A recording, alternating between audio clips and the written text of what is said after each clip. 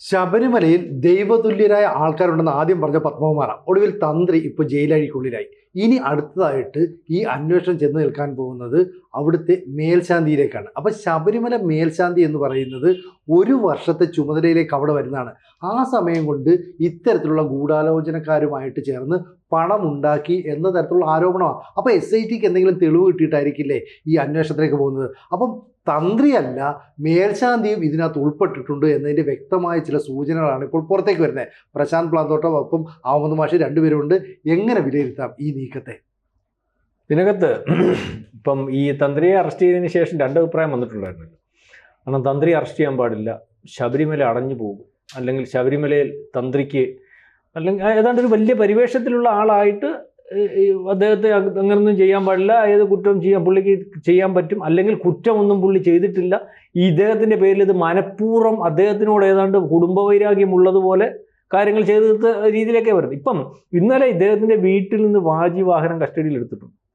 മനസ്സിലാക്കേണ്ടതെന്ന് പറഞ്ഞാൽ ഇതിനകത്ത് ശബരിമല തന്ത്രി എന്ന് പറയുന്ന ആളുടെ കള്ളത്തരം എത്രത്തോളം വലിപ്പത്തിലുള്ളതാണെന്ന് മനസ്സിലാക്കുന്നതിന് വേണ്ടി ഉദാഹരണം പറയും. വാഹനം എടുക്കുന്നു, ഇത് പഞ്ചലോകത്തിൽ നിർമ്മിച്ച വാഹനമാണ്.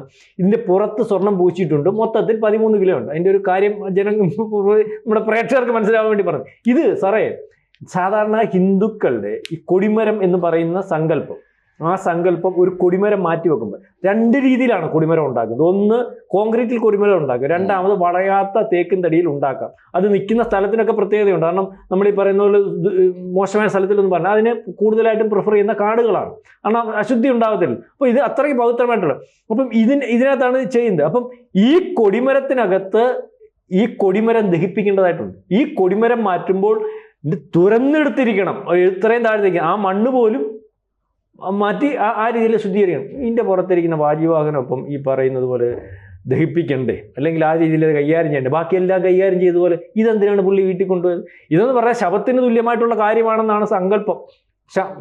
ദഹിപ്പിക്കുക എന്ന് പറഞ്ഞാൽ എന്തുവാ? ആരെയാണ് ദഹിപ്പിക്കാറുള്ളത്? നമ്മൾ സാധാരണ മനുഷ്യൻ മരിച്ചാൽ ദഹിപ്പിക്കുന്ന ബോഡിയല്ലേ, അത് ദഹിപ്പിച്ചോളാം. ഇതുപോലെ ഇതിൻ്റെ കാര്യങ്ങളും അതുപോലെ ചെയ്യണം. ഇത് അദ്ദേഹം വീട്ടിൽ കൊണ്ടുവന്നത് ഇത്രയും മോശമായിട്ടുള്ളൊരു കാര്യം, ഞാൻ എൻ്റെ ഒരു ഇത് വെച്ച് അറിവില്ലായതുകൊണ്ട് ഇത്രയും മോശമായിട്ടുള്ളൊരു കാര്യം ഇരുന്നാൽ ഇടിക്കുന്നിടത്ത് പ്രശ്നമുള്ള, അല്ലെങ്കിൽ മുടിഞ്ഞു പോകുന്നിടം, അല്ലെങ്കിൽ അങ്ങനെ വെച്ച് ശവമൊന്നും വെച്ചേക്കത്തില്ലല്ലോ, ശവതുല്യമായ സാധനമെങ്കിലും ഇത് അദ്ദേഹത്തിൻ്റെ വീട്ടിൽ കൊണ്ട് ഇതുവരെ അവിടെ വെച്ചിരിക്കുകയല്ലായിരുന്നു. ഇത് ശബരിമലയത് മാത്രമല്ലേ ചർച്ചയായിട്ടുള്ളത്. ഇതുപോലെ എത്രയോ അമ്പലങ്ങൾ, 1500ഓളം അമ്പലങ്ങൾ ഇന്ത്യ ഉൾപ്പെടെ ലോകം ഉൾപ്പെടെ ഉള്ളത് താന്ത്രികമാണ്. ഇവിടെ എല്ലാം നടക്കുന്ന, അല്ലെങ്കിൽ കൊടിമരം മാറ്റുന്നതും, അല്ലെങ്കിൽ ഇതുപോലെ പല സാധനങ്ങളും മാറ്റുന്നതിൻ്റെ അവസാനത്തെ അവകാശി പുള്ളിയാണെന്ന് പറയും. ഇതെല്ലാം പുള്ളിയുടെ വീട്ടിലോട്ട് കൊണ്ടുവന്നത്. പുള്ളിയുടെ വീട്ടിൽ SIT പരിശോധിച്ചപ്പോൾ ഒരു നിലവറ തന്നെ, നമ്മുടെ നിലവറ പോലൊരു നിലവറയുണ്ടെന്നാണ്. അവിടെ ഇതുപോലുള്ള സാധനങ്ങൾ വാരിക്കൂട്ടി അല്ലെങ്കിൽ വളരെ കൂടുതലായിട്ട് ഉണ്ടെന്നാണ് മനസ്സിലാവുന്നത്. കാരണം SITക്ക് ഇപ്പം ഈ കേസ് നടക്കുന്നതുകൊണ്ട് ഇത് മാത്രം കൊണ്ടുവരാൻ പറ്റുന്നൊരവസ്ഥയുണ്ട്. അപ്പം ഞാനീ പറയാൻ കാര്യമെന്ന് പറഞ്ഞാൽ ഇദ്ദേഹം ഒരു വളരെ വൃത്തിയായിട്ടുള്ള കൊള്ളക്കാരനാണ്. അപ്പം ഇത് ശബരിമലയിൽ ഇതിന് ശേഷം പലരും ഈ വിഷയം വന്നപ്പോൾ ചർച്ച ചെയ്തപ്പം ഇദ്ദേഹം ശബരിമല ഭഗവാൻ ഇരിക്കുന്നതിൻ്റെ തൊട്ടടുത്ത് ഭഗവാന്റെ ശ്രീകോവിലിൽ എന്തൊക്കെ നടക്കുന്നു അന്നേരം നേരിട്ട് കാണാൻ പറ്റത്തക്ക രീതിയിലുള്ള പ്രാപ്തമായിട്ടുള്ള റൂമിലായിരിക്കുന്നത്. അതിൻ്റെ തുപ്പുറത്ത് തന്നെ മേൽശാന്തി ഇരിക്കുന്നത്. അപ്പോൾ കഴിഞ്ഞ ദിവസം ഇതിൻ്റെ അന്ന് വിജിലൻസ് കമ്മീഷനായിട്ടുള്ള ഒരു ഉദ്യോഗസ്ഥൻ വെളിവിട്ടതാണ്. അവിടെ വരുന്നു മേൽശാന്തിയുടെ റൂമിൽ ഇതുപോലെ കോടീശ്വരന്മാർ വരികയാണ്, ഇവിടെ പൂജ നടത്തുകയാണ്. പൂജ എന്ന് പറഞ്ഞാൽ എന്തുവാ? ഒരു രൂപ കോയിൻ എടുത്ത് നെറ്റി കെട്ടിച്ചു കൊടുക്കും. ഇവരെല്ലാം നിരന്ന് വന്നിരിക്കും. കോടീശ്വരന്മാരാണ് ഈ ആന്ധ്രയിൽ നിന്നുള്ളതും തമിഴ്നാട്ടിൽ നിന്നുള്ളതും. എന്നിട്ട് കൊടുക്കുന്ന തുകയെന്ന് പറഞ്ഞാൽ അന്ന് 2000 നോട്ട് കെട്ടുകളൊക്കെ ഉള്ള സമയം കെട്ടുകണക്കിന് ഏതാണ്ട് 10 ലക്ഷം രൂപയിൽ കുറയാത്ത രീതിയിൽ കെട്ടുകളെടുത്ത് ഇതിന് ദക്ഷിണയായിട്ട് കൊടുക്കുകയാണ്. തന്ത്രി മേളിലിരിക്കുകയാണ്. ഇതേ രീതിയിലുള്ള കച്ചവടം, അല്ലെങ്കിൽ അവിടെ നിന്ന് ഈ സീസൺ സമയത്ത് ബാക്കിയുള്ള അമ്പലങ്ങൾ ഇയാൾ വരാറ് പോലും ഇല്ല. ഇയാൾ തന്തയാന്ന് പറയുന്നത് എൻ്റെ അമ്പലത്തിൽ ഇദ്ദേഹം വരത്തില്ല, ആരെയും പരികർമ്മയെ പറഞ്ഞ ഇവിടത്തേ ഉള്ളൂ. ശബരിമല എന്ന് ഇയാൾ സീസൺ വന്നു കഴിഞ്ഞാൽ പോത്തില്ലെന്ന് ശബരിമലയിൽ എൻ്റെ പ്രത്യേകിച്ച് ഇരിപ്പുണ്ട്. ശബരിമലയിൽ ഇരിപ്പുണ്ട് സാറേ, കോടികൾ ഇരിപ്പുണ്ട്, കോടികൾ വരുന്നുണ്ട്, സ്വർണം വരുന്നുണ്ട്, കാര്യങ്ങൾ ചെയ്യുന്നുണ്ട്. അപ്പം ഇത് ഈ മേൽശാന്തിക്കകത്തും ഇതിനകത്ത് മേൽശാന്തിയുടെ കാര്യത്തിനകത്തും ഇപ്പം അറസ്റ്റ് വരും, വരാതിരിക്കാൻ നിവൃത്തിയില്ല. കാരണം ഇത് ഈ കൊടിമരം മാറ്റുന്നതിന് വേണ്ടി അന്ന് കണ്ടെത്തിയ കാര്യം എന്താണെന്നറിയാം? ഉറുമ്പരിക്കുന്നത്. സാറ് കേട്ടോണം, തേക്കും തടി ഞങ്ങൾക്ക് ഉറുമ്പരിക്കാം, കോൺക്രീറ്റ് ആയിരുന്നു നേരത്തെ, അതിനകത്ത് എങ്ങനെ ഉറുമ്പരിക്കുന്നത്?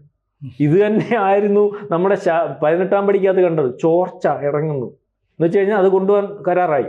ഈ സാധനം 2 സൈഡിലും ഇവിടുത്തെ ഇതിനകത്ത് ദ്വാരപാല അഷ്ടപാലകരുണ്ട്. ഈ എല്ലാ കൊടിമരത്തിനെയും പറ്റും. അത് എവിടാന്ന് അറിയത്തില്ല. അന്ന് ആ കൊടിമരം മാറ്റിയതിൻ്റെ കൂട്ടത്തിൽ മാറ്റി, അതിനെപ്പറ്റി ഒരു വിവരവുമില്ല. ഈ 18ാം പടിയുടെ 2 സൈഡിൽ വരുന്ന സാധനങ്ങളുണ്ടല്ലോ, അതിനെപ്പറ്റി ഒരു വിവരവുമില്ല. അപ്പോൾ ഇത് നമ്മൾ മനസ്സിലാക്കേണ്ടത് ഒരു വലിയ ഇൻ്റർനാഷണൽ ആൻറ്റിക് ബിസിനസ്, അതായത് വന്ന് കണ്ടതിന് ശേഷം ഭഗവാന്റെ കീഴിൽ നിന്ന് ശബരിമല വന്നാൽ മതിയല്ലോ, ധാരാതിൻ്റെ ബിസിനസ്സുകാരനെന്നുണ്ടെങ്കിൽ ആൻറ്റിക് ബിസിനസ്സിൻ്റെ ആൾ നിങ്ങളാ, അല്ലെങ്കിൽ അഹമ്മദ് ഭാഷ അവിടെ ശബരിമല വന്ന് തൊഴുതാൽ മതിയല്ലോ, എന്നിട്ട് നോക്കിക്കണ്ടിട്ട് പോയിട്ട് അതിനെന്താ വേണം, കാര്യങ്ങൾ പറയുമോ, അനുസരിച്ച് ആരാ അവസാന വാക്ക് ആരാ? തന്ത്രിയാണല്ലോ. തന്ത്രി നമ്മൾ വിചാരിക്കുന്നത് ഇതിനകത്ത് വേറെ വലിയ കൊള്ളയുണ്ട്.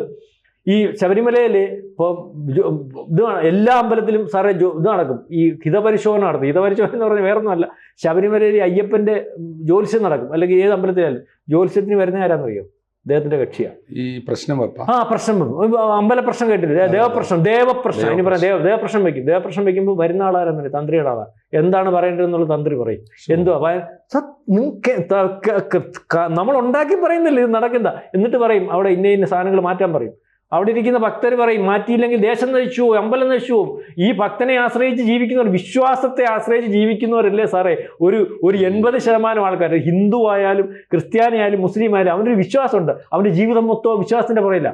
രാവിലെ തൊഴുന്നു, അല്ലെങ്കിൽ എന്നെ പോകുന്ന കാര്യം നടക്കണം. അപ്പോൾ ഇതിനകത്ത് ആ ദേശത്തിൻ്റെ ഒരു അമ്പലത്തിനകത്ത് കുഴപ്പങ്ങളുണ്ടെന്ന് കണ്ടാൽ, അല്ലെങ്കിൽ അമ്പലത്തിന് ആ വിഗ്രഹത്തിന് കുഴപ്പമുണ്ടെന്ന് കണ്ടാൽ, അവിടുത്തെ കൊടിമരത്തിന് കുഴപ്പമുണ്ടെന്ന് കണ്ടാൽ, അവിടുത്തെ ഏതെങ്കിലും ഉപദേവാലയം കുഴപ്പമുണ്ടെന്ന് കണ്ടാൽ മാറ്റാൻ പറഞ്ഞാൽ അവൻ പട്ടിണി കിടന്നാലും കാശ് കൊടുത്ത് മാറ്റും.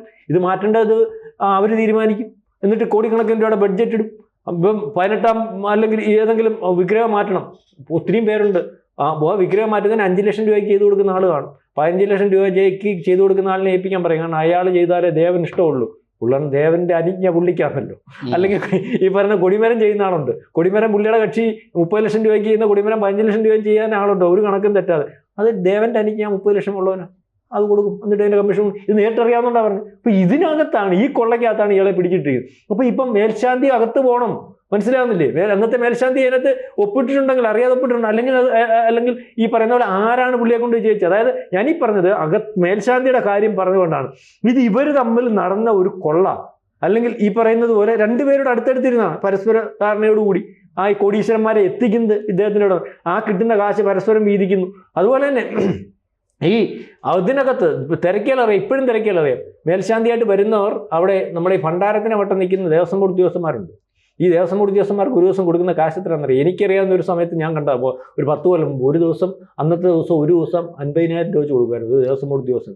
കാരണം ഭണ്ഡാരത്തിൽ ഇടേണ്ട പൈസ ഈ അമ്പലത്തിൽ ശ്രീകോവിലോട്ട് എറിയേണ്ട പൈസ ഭണ്ഡാരത്തിലോട്ട് ഇടിയിക്കാനാണ് അവിടെ നിർത്തിയേക്കുന്നത്. ശ്രീകോവിലിനകത്ത് പോയാൽ അതിൻ്റെ ശാസ്ത്രം അനുസരിച്ച് ഏതമ്പലത്തിലും ശ്രീകോവിലിൽ വീഴുന്ന പൈസ മേൽശാന്തിക്കുള്ളത്. ഇത് മൊത്തം ശ്രീകോവിലോട്ട് ഇടിക്കും, എന്നിട്ട് വീതിച്ചു കൊടുക്കും. ഉദ്യോഗസ്ഥന്മാർ, പോലീസ് ഉദ്യോഗസ്ഥർക്ക് വീതമുണ്ട്, അറിയാം. ഇതാണ് ശബരിമലയിൽ നടക്കുന്നത്. അപ്പൊ ഇവിടെ നിൽക്കുന്ന ഈ പറയുന്ന തന്ത്രി ഒരു മുറിയിൽ ഇരുന്നിട്ട് പൈസ വിരിക്കുന്നു, അല്ലെങ്കിൽ പൈസ മേടിക്കുമ്പോൾ സെയിം ഞാനിങ്ങനെ ഉണ്ട്, ഈ മേൽശാന്തി അപ്പുറത്തിരുന്ന് മേടിച്ചോ എന്നുള്ള ഒരു പരസ്പരം അങ്ങോട്ടും ഇങ്ങോട്ടുള്ള ഒരു കൂട്ടുകൃഷി പോലെയാണ് കാര്യങ്ങൾ നീങ്ങുന്നത്. അപ്പൊ എത്രയോ കാലമായിട്ട് ഈ മേൽശാന്തിമാരുടെ കൂടി പെർമിഷനോടുകൂടിയാണ് ഈ കൊള്ളയെല്ലാം നടന്നതെന്നുള്ളത് മനസ്സിലാക്കുന്നത്. അത് നമ്മൾ ഞെട്ടിക്കുന്ന ഒരു കാര്യമല്ലേ? തീർച്ചയായിട്ടും. പക്ഷേ എനിക്കിത് ഈ ശബരിമലക്കകത്ത് നടക്കുന്ന കാര്യങ്ങൾ സാറ് പറഞ്ഞിങ്ങനെ കേട്ടപ്പോൾ എനിക്ക് തോന്നിയ ഒരു പ്രധാനപ്പെട്ട കാര്യം 2 കാരണങ്ങളാണ്. ഒന്ന്, ശബരിമലയിൽ ഈ മൊത്തം ആചാരങ്ങളും വിശ്വാസത്തിൽ നിന്നും ഭക്തിയിൽ നിന്നും വിട്ട് ധനാർത്ഥിയിലേക്ക് മാറിക്കഴിഞ്ഞിട്ടുണ്ട്.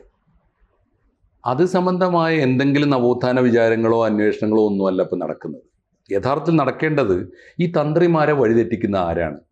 തന്ത്രിമാർക്ക് കൊണ്ടുപോയി സാർ ഈ പറഞ്ഞ പോലെ ഒരു നാണയം നെറ്റിയിൽ വെച്ച് കൊടുക്കുമ്പോൾ ലക്ഷങ്ങളുടെ കെട്ടെടുത്ത് കൊടുക്കുന്ന തരത്തിലേക്ക് ഈ ദക്ഷിണ കൊടുക്കുന്ന ഒരു സംസ്കാരം എങ്ങനെയാണ് ശബരിമലയിൽ ഉണ്ടായത്? ഇതും ഭക്തിയും അയ്യപ്പനും തമ്മിൽ എന്ത് ബന്ധമാണ്? ഇതാണ് സത്യത്തിൽ അന്വേഷിക്കേണ്ടത്. പക്ഷേ ഇപ്പോൾ നമ്മുടെ മുമ്പിലുള്ള അന്വേഷണം എന്താണ്? അന്വേഷണത്തിൽ ആകെ ഉള്ളത് എന്താ? ഈ സ്വർണം, ചെമ്പുപാളിയിൽ സ്വർണം പൂശിയത് എങ്ങനെ, അത് നഷ്ടപ്പെട്ടത് എങ്ങനെ എന്നുള്ള ചോദ്യമാണ്. അതിപ്പോൾ ദ്വാരപാലക ശില്പങ്ങൾക്കായാലും വാതിൽപ്പാളിയിൽ കട്ടളയിലായാലും അതാണ് അന്വേഷിക്കുന്നത്. ഈ അന്വേഷിക്കുന്ന കേസിൽ പക്ഷേ തന്ത്രിമാരെ ചോദ്യം ചെയ്യുമ്പോൾ ഞാൻ 2 കാര്യങ്ങൾ എനിക്ക് ദഹിക്കാതെ കിടക്കുന്നുണ്ട്. ഒന്ന്, ഇദ്ദേഹത്തെ അറസ്റ്റ് ചെയ്ത ആദ്യ ദിവസം, സാറ് ശ്രദ്ധിച്ചിട്ടുണ്ടോ എന്നറിയില്ല, തന്ത്രിയെ അറസ്റ്റ് ചെയ്ത ആദ്യ ദിവസം ആദ്യത്തെ ചോദ്യം ചെയ്യലിൻ്റെതായി SIT വെളിപ്പെടുത്തിയിട്ടുണ്ട്.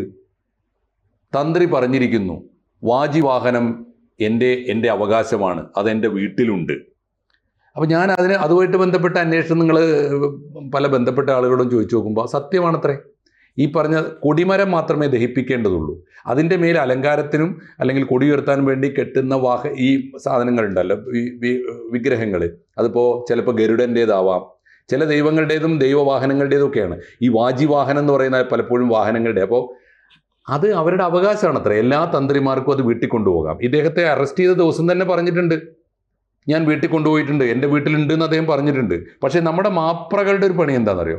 മാധ്യമങ്ങളെ ഒപ്പിക്കുന്ന പണി.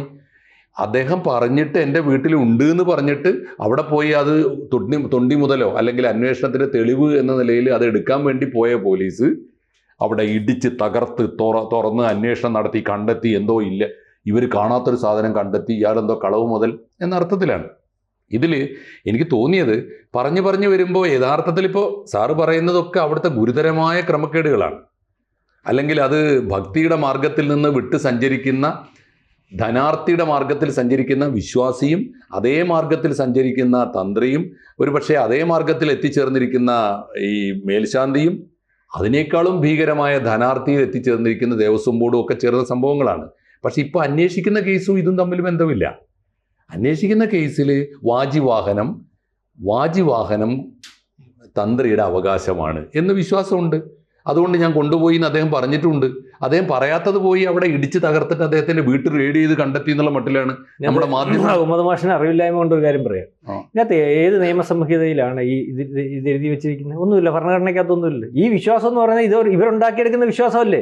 ഈ കഴിഞ്ഞ ദിവസം പറഞ്ഞിട്ടുണ്ട്, അതിനെക്കാട്ടി പ്രമാണവും ആചാരവും അറിയാവുന്ന ഒരാൾ പറഞ്ഞിട്ടുണ്ട്, ഒരിക്കലും തന്ത്രി വാജിവാഹനമല്ല, ഒരു ദേവന്റെ തന്തയല്ലെന്ന് പറഞ്ഞിട്ടുണ്ട്. ഇവർ പറയുന്നത് തന്തയാണെന്നുള്ള വാജിവാഹനം. സാറേ, അവിടെ ഒരമ്പലത്തിനകത്ത് താന്ത്രികം നടത്തുന്ന തന്ത്രി പറയുക ഇതിനകത്തെ മൊത്തം അവകാശം എനിക്കാ. നാളെ കാലത്തെ ശബരിമലയുടെ അവകാശം അവരാന്ന് പറഞ്ഞാലും ഈ പറയുന്ന മന്ദബുദ്ധികളായിട്ടുള്ള ഞാൻ ഉൾപ്പെടെയുള്ള വിശ്വാസികൾ അത് വിശ്വസിക്കും. വാജിവാഹനം പുള്ളിയുടെ അവകാശമാണ്, പുള്ളി അങ്ങ് പറയുക. എനിക്കറിയാം, പല പൂജകളും നടത്തുന്നുണ്ട്. ഈ പൂജയ്ക്ക് മേടിക്കുന്ന സാധനവും പൂജ കഴിയുമ്പോൾ മിച്ചം വരുന്ന സാധനം മൊത്തം പുള്ളിയുടെ അവകാശം വാരിക്കെട്ടി കൊണ്ടുപോവുക. അറിയോ? ഇത് അവരങ്ങ് തീരുമാനിക്കുക, നമ്മൾക്ക് എതിർക്കാനൊന്നും പറ്റത്തില്ല. അത് തന്നെയാണ് അജയ് കഴിഞ്ഞ ദിവസം പറഞ്ഞത്, പുള്ളിയുടെ അവകാശം എന്ന് പറഞ്ഞാൽ ഞങ്ങൾ കൊടുത്തു വിട്ടു. അതായത് ആരെതിർക്കാനാണ്? ഈ സംവിധാനം, ഈ കാലം നമ്മൾ പറയുന്നത് ജന്മി ഉടമ അല്ലെങ്കിൽ അടിമ ഉടമ സംവിധാനം തന്നെ ഇത്. ഇവര് പറയുക ഇവരല്ല. അപ്പം അതിനകത്ത് പുള്ളി തെറ്റിയതില്ലയോ എന്നുള്ള എല്ലാം ദഹിപ്പിക്കണം. അതങ്ങനെ സാറ് മരിച്ചു, ആ നായ വാങ്ങി സാറിന്റെ ദേഹം മൊത്തം ദഹിപ്പിക്കണം, തല ദഹിപ്പിക്കണ്ടെന്നുണ്ടോ? എനിക്ക് വെട്ടിയെടുത്ത് മാറ്റി വെക്കാവൂ. അതുപോലല്ലേ ഉള്ളൂ. കൊടിമരത്തിന്റെ എല്ലാ ഭാഗത്തിനകത്ത് വരുന്നതാ അതിന്റെ മണ്ടക്കിരിക്കുന്ന വാജിവാഹനം. അപ്പൊ അതിന് ഞാൻ മനസ്സിലാക്കുന്ന അതിന് വേറെ കച്ചവടമുണ്ട്. ശബരിമലയിലെ പക്ഷെ ഒരു കാര്യം കൂടി, ആ കൂട്ടത്തില് നമ്മൾ ഈ ആചാരങ്ങളുടെയും ഈ തന്ത്രിമാരുടെ വരവിനെയും അവരുടെ പാരമ്പര്യത്തെയും ഒക്കെ അതുമായി ബന്ധപ്പെട്ട ആളുകൾ പറയുന്ന ഒരു പ്രധാനപ്പെട്ട കാര്യം, ശബരിമലയിൽ ഇത്രയേറെ വരുമാനം ഉണ്ടാവുകയും അത് ജനകോടികളുടെ ശ്രദ്ധാകേന്ദ്രമായി തീരുകയും പണമുള്ളത് കൊണ്ട് തന്നെ എല്ലാവർക്കും ആ ശബരിമലയിൽ താല്പര്യം തോന്നുകയൊക്കെ ചെയ്തത് വളരെ റീസെൻ്റ് ആയിട്ടുള്ള ഒരു പാസ്റ്റാണ്. വളരെ അടുത്ത കാലത്തെ ഒരു ഭൂതകാലമാണ്. അതേ സമയത്ത് കൊടുങ്കാട്ടിനുള്ളിൽ ഒരാളും തിരിഞ്ഞു നോക്കാത്ത ഒരു കാട്ടുക്ഷേത്രമായിരുന്നല്ലോ അന്ന്. കാട്ടുക്ഷേത്രമായിരുന്ന കാലത്ത് ഇനി അത് നമ്മൾ ഇതിന്റെ ചരിത്രമൊന്നും പറയുന്നില്ല. അന്ന് കാട്ടുക്ഷേത്രമായിരുന്നിടത്ത് താഴ്മന്തടത്തിലെ തന്ത്രിമാരല്ല അവിടെ പൂജിച്ചുകൊണ്ടിരുന്നെന്ന് പറയും. താഴ്മന്തടത്ത് അവര് വന്ന കാലത്ത് പോലും അല്ല, അവിടുന്ന് ഒന്നും പ്രതീക്ഷിച്ചല്ലോ സാർ ആ കാലത്ത്. അല്ല, അത് പ്രതീക്ഷിച്ചല്ലെന്ന് പറയാം. അന്ന് അവിടെ പൂജ ചെയ്യാൻ ഇവരുണ്ടായിരുന്നു എന്നുള്ള കാര്യം ചരിത്രം പുറകോട്ട് പരിശോധിക്കേണ്ടി വരും. ആയിരക്കണക്കിന് വർഷങ്ങൾക്ക് മുമ്പ് ബുദ്ധക്ഷേത്രമാണെന്ന് പറയുന്നതുകൊണ്ട് അതിനുശേഷം അവിടെ ജാതിക്കാർ ഇപ്പൊ വരുമാനം വന്നപ്പോഴേ അതിനകത്ത് ആള് കൂടി എന്നുള്ള കാര്യത്തിൽ. അപ്പോൾ അതൊക്കെ ചരിത്രം ഇവിടെ കിട്ടി. ഇപ്പൊ ഇവിടുത്തെ മോഷണവും ഈ അവകാശവും ഒക്കെ പറയുന്നത് പോലെയൊന്നും അല്ല സാറേ. ഇന്നത്തെ ചോദ്യത്തിലേ ഉള്ളൂ. ഇന്നത്തെ ചോദ്യത്തില് സാർ ഈ പറഞ്ഞു വരുന്നതൊക്കെ ശരിയാണ്. നമ്മൾ പറയുന്നത് വിശ്വാസത്തെ കൊണ്ടുപോയി ദുരുപയോഗം ചെയ്യുന്നതിന്റെ സകലമാന ധർമ്മരോഷവും ശരിയാണ്. ചോദ്യം, ശബരിമലയിൽ എന്തന്വേഷിക്കാനാണോ SIT ഏൽപ്പിച്ചിരിക്കുന്നത്, ആ കേസിൽ തന്ത്രി ഒരു പക്ഷെ തന്ത്രിയുടെ അറിവോടെയാണ് പോറ്റി വന്നത് എന്നതൊഴിച്ചാൽ തന്ത്രിയെ വ്യക്തിപരമായി വീട്ടിൽ പോയി ഒരു വാജിവാഹനം കണ്ടെടുത്താൽ അദ്ദേഹത്തെ ശിക്ഷിക്കാൻ പറ്റുമോ? അതോ അദ്ദേഹം പുഷ്പം പോലെ ഇറങ്ങി പോകില്ല? 100% ആദ്യം അറസ്റ്റ് ചെയ്യേണ്ട ആള് തന്ത്രിയാണ്. കാരണം ഇതിനകത്ത് പോറ്റിയെ കൊണ്ടുവന്ന വിഷയമല്ല. ഇതിനകത്ത് ഈ പറയുന്ന ദേവസ്വം ബോർഡിന്റെ ഇയാളുടെ ന്യായം പറയുമ്പോൾ അമ്പലത്തിന്റെ അവകാശി പരമ്പരാഗതമായിട്ട് പരശുരാമന് കൊണ്ടുവച്ച അല്ലെങ്കിൽ ഈ പറയുന്ന അവകാശമുള്ള ആർക്കും മാറ്റാൻ പറ്റാത്ത ഓരോ അമ്പലത്തിൻ്റെയും തന്തയായിട്ടുള്ള, ഞാൻ അങ്ങ് അംഗീകരിച്ചു, തന്തയായിട്ടുള്ള ആൾക്ക് ആ ശബരിമലയിൽ കൊള്ള നടത്താൻ തീരുമാനിക്കും. CPM തീരുമാനിക്കുന്നു, കോൺഗ്രസ് തീരുമാനിക്കുന്നു, BJP തീരുമാനിക്കുന്നു. അതിനകത്ത് കൂട്ടു നിൽക്കേണ്ട കാര്യമുണ്ടോ? ഇയാൾ പൊതുജനത്തിൻ്റെ അടുത്ത് ഇറങ്ങി പറഞ്ഞാൽ മതിയല്ലോ.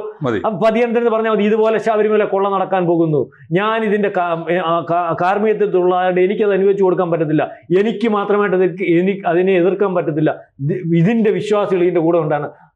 ദേവസ്വം ബോർഡും കത്തിക്കും, മന്ത്രിയും കത്തിക്കും, ഈ ലോകം മൊത്തം കത്തിക്കും. അപ്പോഴൊരു ചോദ്യം ബാക്കിയുണ്ട്. നിയമത്തിന്റെ മുമ്പിൽ ദൈവത്തിന്റെ സ്വത്തുക്കൾ, അയ്യപ്പൻ മൈനറാണല്ലോ, അദ്ദേഹത്തിന്റെ സ്വത്തുക്കളുടെ കസ്റ്റോഡിയൻ ദേവസ്വം ബോർഡാണ്. നിയമത്തിന്റെ മുമ്പിൽ തന്ത്രിയല്ല. വിശ്വാസത്തിന്റെ മുമ്പിൽ സാറ് പറഞ്ഞത് ശരിയാണ്. ഒരു പക്ഷേ തന്ത്രിയോട് ചോദിച്ചിട്ടേ ദേവസ്വം ബോർഡ് പോലും ചെയ്യുകയുള്ളൂ എന്നുള്ളത് ശരിയാണ്. പക്ഷെ നിയമത്തിന്റെ മുമ്പിൽ തന്ത്രി അല്ലല്ലോ. അല്ല, തന്ത്രി അല്ല. പക്ഷെ നിയമത്തിന്റെ മുമ്പിൽ അതിനകത്ത് ഇവിടെ ഒന്നും അനുശാസിക്കാത്ത ഒരു നിയമമുണ്ട് സാറേ. നിയമം ഉണ്ടെന്ന് പറഞ്ഞാൽ ഇതിന്റെ എല്ലാ ആജ്ഞ അവിടുത്തെ ഒരു കല്ലെടുക്കണമെങ്കിൽ ആദ്യമേ അതെടുത്ത് തന്ത്രി കൊടുക്കണം. ഇതാണ് അതിന്റെ വിശ്വാസം. അതിന് അനുജ്ഞ എഴുതി മേടിക്കുന്ന ദേവസ്വം ബോർഡ്. ആ അനുജ്ഞ എന്തിനാ ഇയാൾ എഴുതി കൊടുക്കാതിരുന്നതിനെ അറസ്റ്റ് ചെയ്തേക്കുന്നത്. ഇയാളെ മോൻ കൊടുത്തിട്ടുണ്ട്, മനസ്സിലായത്. അപ്പൊ ഇതിനകത്ത് സാറേ ഈ കോടതി ആദ്യം ചോദിച്ച കൊള്ള, ഗൂഢാലോചന, ഇതിനകത്തെല്ലാം പങ്കാളിയായിട്ടുണ്ട്. ഇത് സംരക്ഷിക്കേണ്ട സാറി പറയുന്ന ദേവസ്വം ബോർഡ്. അതിന് മേപ്പോട്ട് പോയാൽ ഇവിടുത്തെ മന്ത്രിസഭ. പക്ഷെ അതിൻ്റെ കൂടെ കൂട്ടുനിന്ന് കൊടുത്തു ആര്? തന്ത്രി. അപ്പം തന്ത്രി നിങ്ങളാരും വെള്ള പൂശുന്നത് പോലെ, BJP നേതാക്കന്മാർ പറയുന്നത് പോലെ, അല്ലെങ്കിൽ അദ്ദേഹത്തിൻ്റെ ഭാഗമായിട്ട് ആരെങ്കിലും പറയുന്നത് പോലെ ശുദ്ധഗതിക്കാരനല്ല. തന്ത്രി ഈ കൊള്ളയിൽ പങ്കാളിയാണ്, ആർത്തിയാണ്, എന്തും വലിച്ചു കൊണ്ടുപോകുന്ന മാനസികാവസ്ഥയുള്ളവരാണ്. അത് ഒരു പക്ഷേ ഒരു കുറച്ചെങ്കിലും ബോധ്യത്തിൽ സംസാരിക്കുന്നുണ്ടാണ് ഞാൻ ഇത്രയും ഒരു മനുഷ്യനെ പറ്റി അല്ലെങ്കിൽ ഈ വിഷയത്തെ പറ്റി പറയുന്നത്. അല്ല, സാറിന് നേരിട്ട് അറിയാവുന്ന കാര്യങ്ങളല്ലേ? അല്ല, സാർ തന്നെയാണ് പറയേണ്ടത്. ഞങ്ങൾ പുറമേ നിന്ന് കാണുന്നവരുടെ സംശയങ്ങൾ, ആശങ്കകൾ ചോദിച്ചു എന്നേ ഉള്ളൂ.